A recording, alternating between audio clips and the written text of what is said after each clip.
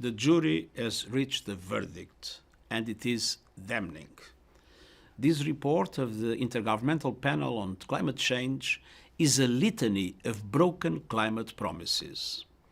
It is a file of shame, cataloguing the empty pledges that put us firmly on track towards an unlivable world.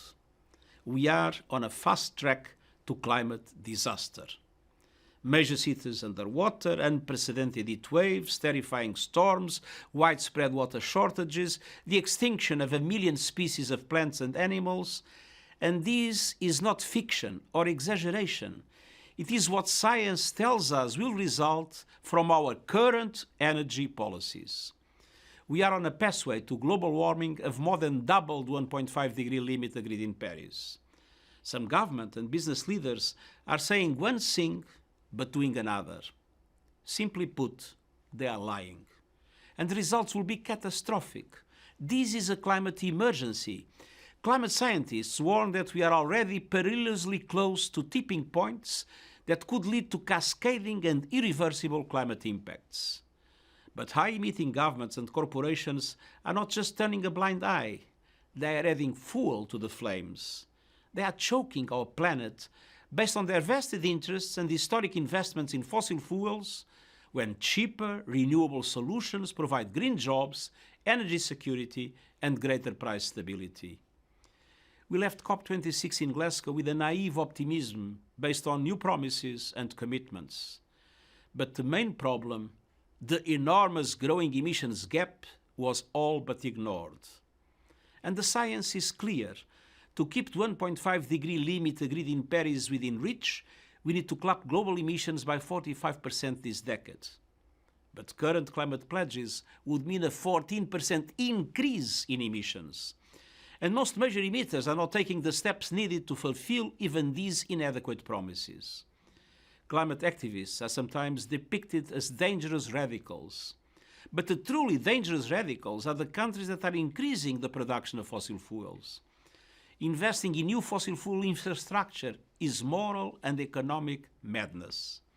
Such investments will soon be stranded assets, a blot on the landscape and a blight on investment portfolios.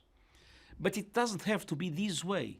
Today's report is focused on mitigation, cutting emissions. It sets out viable, financially sound options in every sector that can keep the possibility of limiting warming to 1.5 degrees alive.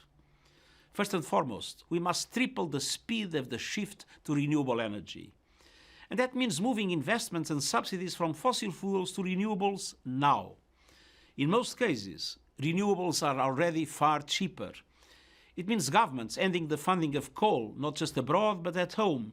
And it means climate coalitions made up of developed countries, multilateral development banks, private financial institutions, and corporations with adequate technologies supporting major emerging economies in making this shift.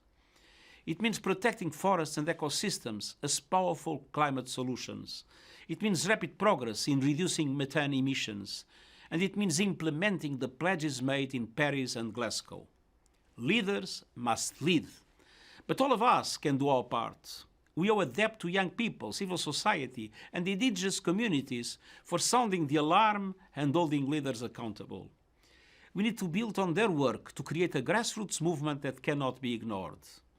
If you live in a big city, a rural area, or a small island state, if you invest in the stock market, if you care about justice and our children's future, I am appealing directly to you.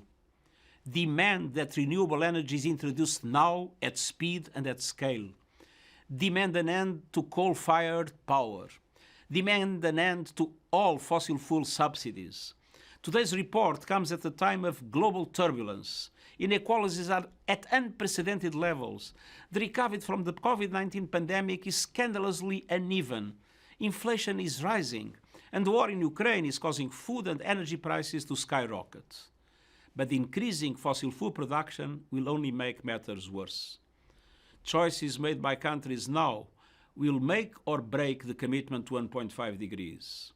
A shift to renewables will mend our broken global energy mix and offer hope to millions of people suffering climate impacts today. Climate promises and plans must be turned into reality and action now. It's time to stop burning our planet and start investing in the abundant renewable energy all around us.